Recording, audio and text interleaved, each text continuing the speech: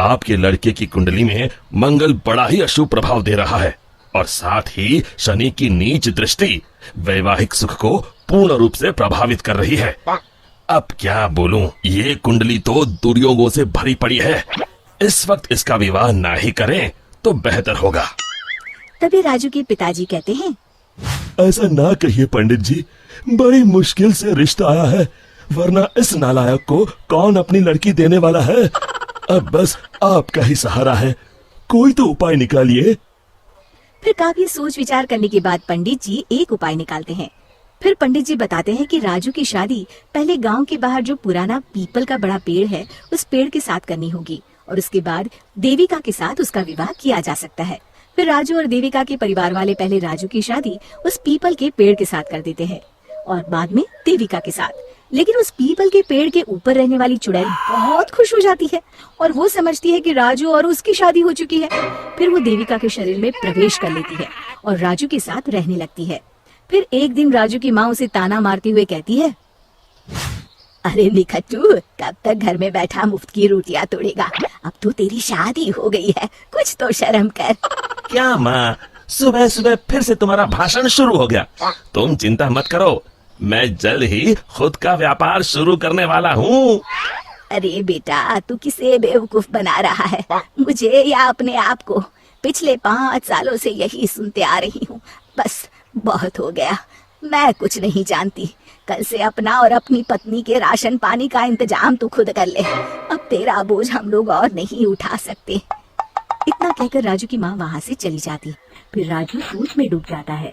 तभी देविका उससे कहती है, सुनिए जी, आप चिंता मत करिए, आपको कहीं काम करने जाने की जरूरत नहीं है, आप बस मेरे पास रहिए। अरे भाग्यवान, अगर कमाने नहीं जाऊंगा तो अपना गुजारा कैसे होगा? तुमने सुना नहीं माँ क्या कह के गई है? अभी आप बेफिक्र होकर सो जाइए, मेरे पास एक जादुई पोटली है। फिर देविका उसे एक लाल रंग की पोटली दिखाती है। आपको जितने पैसे चाहिए उतने पैसे इस पोटली में हर सुबह आपको मिल जाया करेंगे। बस ये राज हम दोनों के बीच रहना चाहिए। राजू अपनी पत्नी की बात सुनकर बड़ा खुश हो जाता है और आराम से सो जाता है। फिर अगली सुबह जब राजू की आंख खुलती है, वो ये देखकर हैरान हो जाता है कि उस पोटली में सच में पैसे हैं। फिर यही रोज की बात हो जाती है। अब राजू सारा दिन मजे से घर में आराम करता। एक दिन राजू देविका से कहता है, अरे वाह, हमारे पास अब किसी चीज की कमी नहीं है।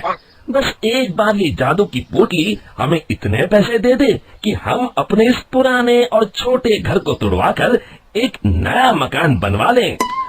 तभी देविका राजू से कहती है, आप चिंता मत करिए जी, मुझे पूरा यकीन है कल ये जादू की पोटली आपको इतने पैसे जरूर दे देगी कि आप एक नया मकान बनवा सके। फिर अगली सुबह जब राजू नींद से जागने पर देखता है कि वो जादुई पोटली बहुत सारे रुपयों से भरी है। अब तो राजू की खुशी का ठिकाना नहीं था। वो अपना नया घर बनवाने की तैयारी में जुट जाता है। फिर अगले दिन राजू गांव के सेठ धनीराम की दुकान पर घर बनाने के लिए लोहा और बजरी खरीदने पहुंच जाता है। और फिर सारा सामान खरीदने के बाद राजू सेठ धनीराम को नोटों का एक बंडल देता है। धनीराम तुरंत अपने नोटों के बंडल को पहचान लेता है और राजू से कहता है, अरे ये तो मेरे ही पैसे हैं जो कल रात मेरे घर से चोरी हो गए थे। राजू धनीराम की चोरी वाली बात सुनकर हक्का बक्का रह जाता है।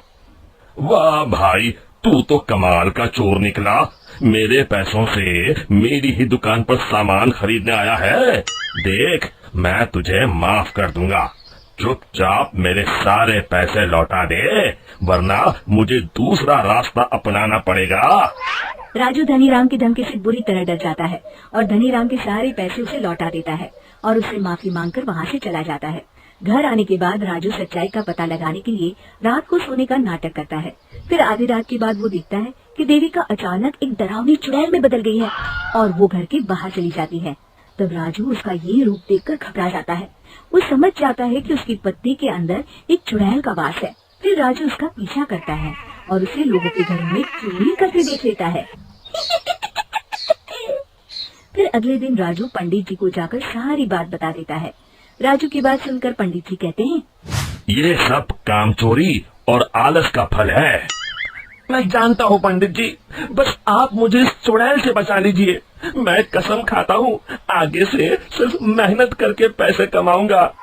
अब बस इस मुसीबत से बचने का सिर्फ एक उपाय है। बस जैसा मैं कहता हूँ वैसा ही करो। तुम अभी जाकर वो पोटली मुझे लाकर दे दो। फिर राजू भागकर घर से वो पोटली लाकर पंडित जी को दे देता है। दोनों उसी पुराने पीपल के पेड़ के पास जाते हैं और पंडित जी उस पोटली को पेड़ से बांधकर वहाँ हवन चालू कर देते हैं। दूसरी तरफ देविका के शरीर में रह रही चुड़ैल छटपटाने लगती है और देखते ही देखते वो हवन कुंड के सामने खड़ी हो जाती है और देविका के शरीर से बाहर आ जाती है।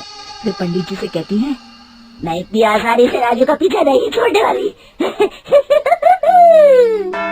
मैं तुझे आखिरी मौका दे रहा हूँ, इस लड़की के शरीर को छोड़कर चली जा। मेरी बात मान ले चुड़ैल, वरना मैं तुझे जलाकर राख कर दूंगा। तू मुझे नहीं जानता पंडित, इसलिए तू इतनी बड़ी बड़ी बातें कर रहा है। लगता है आज तेरा आखिरी दिन है। तो तू नहीं मानेगी तो ठीक है, अब मजा देख। और फिर पंडित जी जोर जोर से मंत्र पढ़ना शुरू कर देते हैं। हवन कुंड की अग्नि देखते ही देखते बहुत बड़ा रूप धारण कर लेती है। चुड़ैल उस पोटली के अंदर कैद हो जाती है। अरे अरे ये कैसे हो गया? अरे मुझे छोड़ दे पंडित, मैं तो मजाक कर रही थी। फिर पंडित जी उस पोटली को उठाकर हवन कुंड में डाल देते हैं। मर गई ना! फिर उस पोटली के साथ चुड़ैल जलकर राख हो जाती है। शिक्षा, लालच और मुसीबत एक ही सिक्के के दो पहलू हैं। इससे दूर ही रहने में हमारी भलाई है। दोस्तों, हमें उम्मीद है कि आपको हमारी ये कहानी पसंद आई होगी। कृपया हमारे चैनल को सब्सक्राइब करें और सभी अपडेट्स के लिए बेल आइकन जरूर दबाएं। और हाँ, वीडियो लाइक और शेयर करना मत भूलिएगा। Bye bye.